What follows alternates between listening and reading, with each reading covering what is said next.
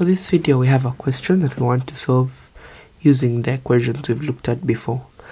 A car covers 8 meters in 2 seconds from A to B, then 8.5 meters in 1 second from B to C.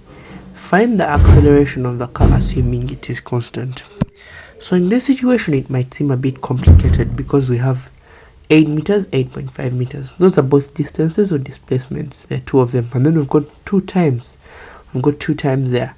So how do we know what to use? Well, I think it would be easier to solve this question if we start by trying to draw out something, a representation of what this looks like.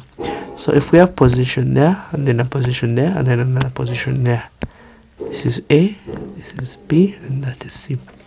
So it's said to get from A to B, it takes 8 meters. This is 8 meters. 8 meters is covered in 2 seconds. Then here, what else do we have? From B to C, we've got 8.5 meters, and we've got 1 second. But what other information do we have? We know that the acceleration everywhere here, from A to B, the acceleration is constant, and from B to C, the acceleration is also the same as from A to B. So when we make an equation for AB and then the equation for BC, the A's in those two equations need to be equal. But then there's one final thing we need to look at here. The car will come in with a certain speed. Say it starts, maybe let's assume that it starts from A maybe with a speed of 5. Then its speed slowly increases 10, 15, 20. And maybe it will be at B with a speed of 25. Then 30. Then 35. Well, from A to B, the initial velocity is 5, while the final velocity is right there, 25. Right? The final velocity from A to B is 25, with final velocity is represented by the letter V. The final velocity there is 25. That's the final velocity for A to B. However, from B to C, 25 is actually the initial velocity from B to C. So we can actually see that in these two parts of the journey, the speed with which it ends A to B, so the final velocity from A to B, will be the same thing as the initial velocity from B to C. So how can we represent that here in algebra? We can probably say something like, the V here is equal to the U there. The final velocity A to B is equal to the initial velocity from B to C. Then we can start making two equations. So we're going to use the Suvat equations just 2 times. So we're going to write them down. SUVAT, SUVAT. This is from A to B, and this is from B to C. So A to B, we can look at that. We've got 8 meters for the displacement. And then for the time, we've got 2 seconds. And then for the acceleration, we're going to pick the acceleration because we know that it's constant. And we've been told in addition that the final velocity from A to B is the same as the initial velocity from B to C. So we're also going to pick an equation that has the V. And then from B to C, what we're going to do, the distance is going to be 8.5. The time is going to be 1 second.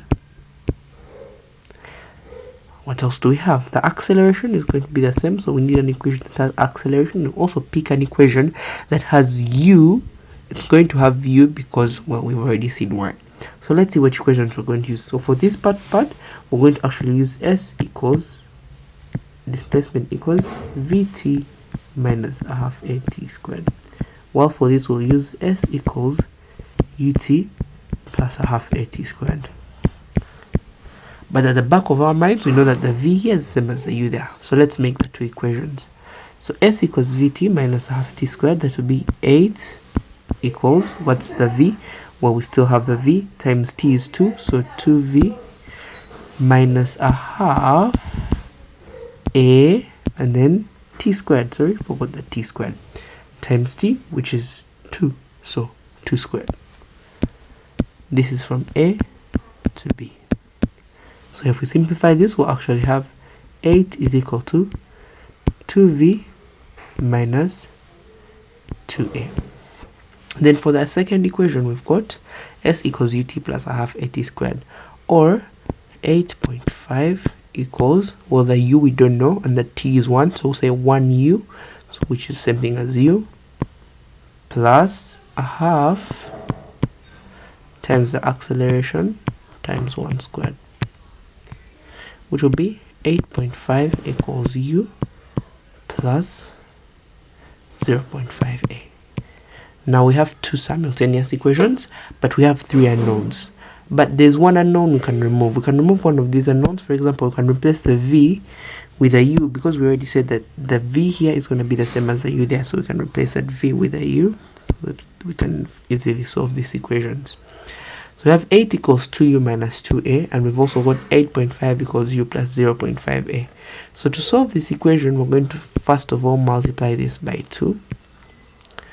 So we'll have 17 equals 2u plus a. Then on the other side, we can have 8 equals 2u minus 2a. Then we can subtract these two equations from each other. 17 minus 8, that will give us 9, is equal to 2u minus 2u is 0. A minus 2a is negative 3a. Like that. Now we'll have 9 equals negative 3a. And finally, a is equal to negative 3. And that will be the acceleration for this situation, and that will be our answer.